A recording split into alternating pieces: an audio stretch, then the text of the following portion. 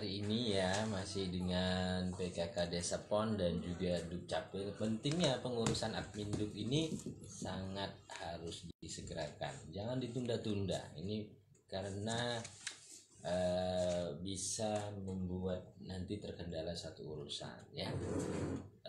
Juga yang pastinya para pendengar Radio Surga FM yang mungkin ada juga ya Bu yang belum rekam EKTP ya Bu ya, sudah lama-lama ya seperti itu ya. Jadi segera, jangan sampai lama-lama nanti tiba-tiba jatuh sakit ya, mau ke rumah sakit jadi bingung, keluarganya yang bingung, dia dari rumah sakit. Oh yang sakit itu mau tahu.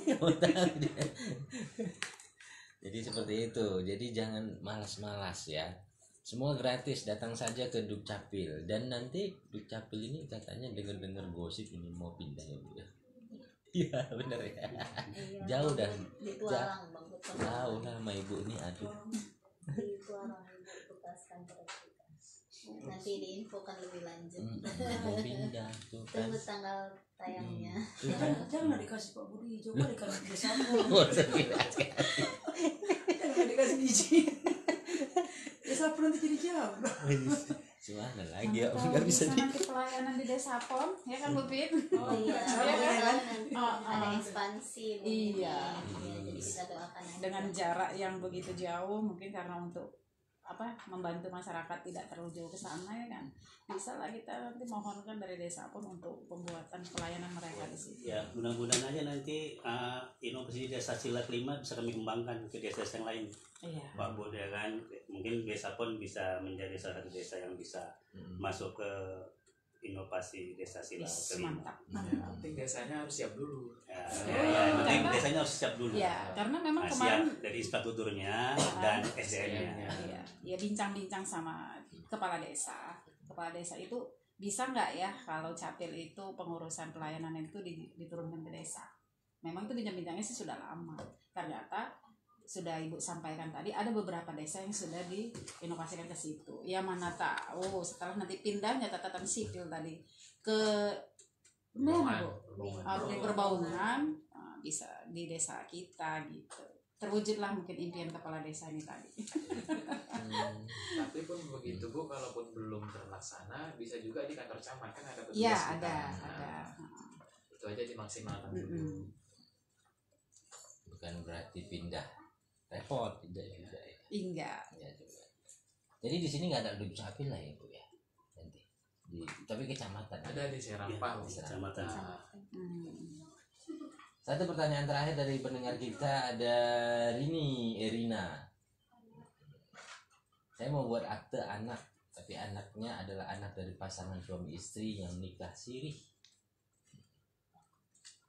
Karena nikah siri tidak ada dokumennya, tidak ada buku nikahnya. Kira-kira apa bisa dibuat Pak akte anaknya? Izin Bang Bud. Jadi seperti yang sudah sering kita jelaskan ya, apapun kondisi anak itu berhak mendapatkan dokumen kependudukan, mendapatkan identitas. Tapi ini di sini kan sekarang tidak ada alasan lagi tidak mengurus buku nikah. Begitu, dahulukanlah pengurusan buku nikahnya. Begitu. Jadi perlu kami sampaikan, anak itu jika tidak ada buku nikah orang tuanya menjadi anak seorang ibu. Jadi tidak tercantum nama bapaknya, bisa dibuatkan.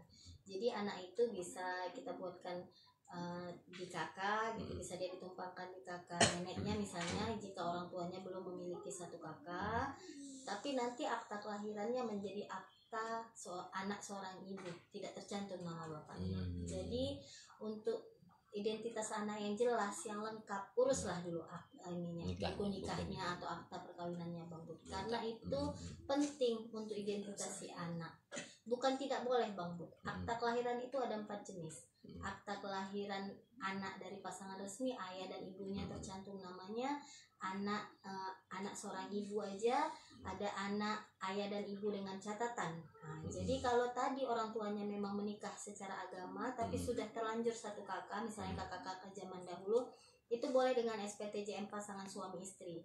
Anaknya ada nama ayah dan ibu tapi dengan catatan di bawahnya, yang perkawinannya belum disahkan secara peraturan perundang-undangan. Yang terakhir ada akta tunggal, jadi dia tidak ada nama ayah dan ibunya gitu. Jadi itu akta tanpa identitas tanpa asal usul, anak tanpa asal usul, akta anak tanpa asal usul begitu.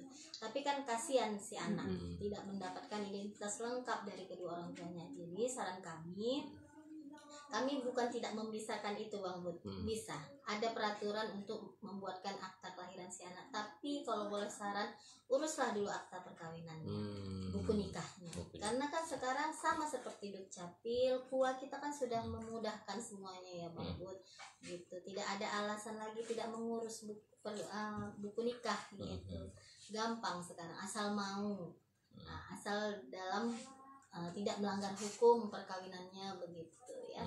Jadi orang tuanya harus bertanggung jawab, berani istilahnya berani melahirkan anak, beranilah bertanggung jawab untuk memberikan identitas yang lengkap kepada si anak begitu ya. Nanti ini bagian KUA kita tanya nih. Iya, jadi jangan lagi beralasan tidak punya buku nikah gitu. Boleh, anak itu tetap bisa dicatatkan, ada tertampung aturannya, tapi kasihan si anak gitu. Jadi kami tetap menyarankan uruslah dulu buku nikahnya. Oke, tanda tangan yang pertama itu Bu ya. Iya. Tanda tangan dulu Bu, saya mau nikah. Karena walaupun anak seorang ibu, anak dengan akta kelahiran seorang ibu ini tidak bisa mendapatkan nanti hak-haknya kepada ayahnya. Jadi untuk kepentingan ahli waris itu nanti dia terkendala gitu. Jadi kalau nanti dibuatkan dia tanpa nama ayahnya, dia akan menemui beberapa kendala untuk pendidikan gitu. Dianya nanti yang dianya. Jadi Bu Pit, kalau dia kasusnya seperti ini tadi kan sudah Ibu sampaikan bahwasanya kita terlebih dahulukanlah urus buku nikah atau akta kawin gitu ya kan Bu, untuk akta kelahiran anak. Nah, jadi kalau dia temuannya si anak ini lahirnya di katakanlah tahun 2005 ya. Sementara mereka itu menjalin sebagai suami istri, hak suami istri itu sudah di tahun-tahun berikutnya. Contoh entah di tahun 2023. Nah, dalam sebelum. Nah, jadi kalaulah inilah yang dikatakan nikah siri ini kan Bu. Iya. Nikah siri ini kan dianya menikah sebelum anaknya dilahirkan. Nah, jadi untuk pembuatan akte kelahiran anak ini kan salah satunya pendukung dari pembuatan itu adalah buku nikah si orang tua atau